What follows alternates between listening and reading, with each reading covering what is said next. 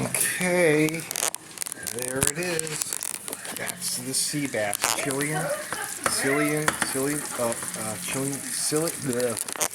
Chilean sea bass. There's the rice. And there's the asparagus. Yes, darlings. All right, we're almost here. I had to pull off my corset. Oh my gosh, it was just too hot. Too hot. Let's do this here. Anyway, so let's see. Here we go.